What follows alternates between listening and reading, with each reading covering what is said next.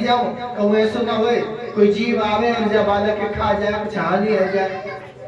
लेकिन व्यवस्था नाबाजी भूखे परेशान थे, भूख से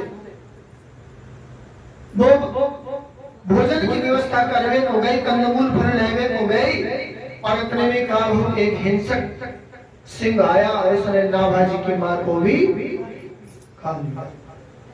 नाभाजी बिना नेत्रों के बेचारे रो रहे थे, मां अभी तक आई नहीं, नाभा को पता नहीं।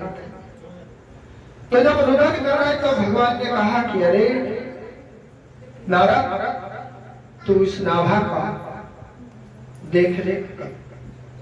नाभाजी को ले गए, उसने कहा कि नारद तू कौन है? बोले मैं एक छोटा सा बच्चा हूँ और मैया के लिए परेशान हूँ। माँ मेरी सुबह बहुत देर हो गए हुए, उनको तो सुबह शाम का भान ही नहीं था, नेत्रों से ही नेत्रहीन थे।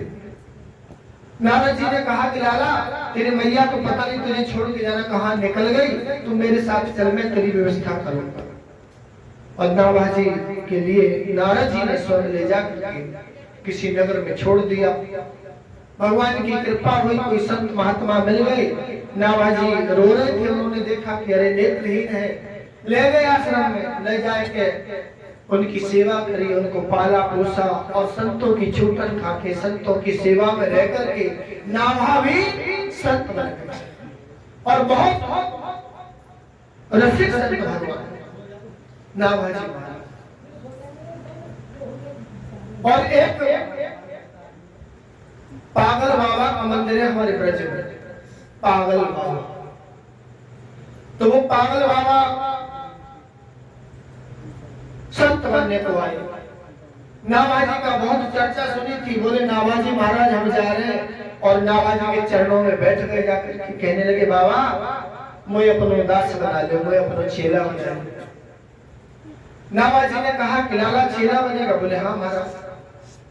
बोले एक काम कर मेरे सम्मुख बैठ जा, बिठा दिया। और बिठाने के बाद में कहा नाभा ने कि अब तू नो बता कि मैं जहाँ बैठो तो काका दिख रहा हुआ। तो उस पागल जो बाबा थे, बाद में नाम पड़ा पागल बाबा, पहले तो नाम कुछ और था। उन्होंने कहा मुझे वृक्ष दिखाई दे रहे हैं, तुम्हारी कुटिया दिखाई दे रही है, तुम्हारा आश्रम दिखाई दे रहा है, इस पर पक्षी पंछी और उनकी चहचहाहट सब दिखाई देती है, ये सुंदर वनस्पति, ये श्रृंखला, ये वन उपवन सब दिखता है, तुम्हारी सफेद दाढ़ी दिख रही है बाबा,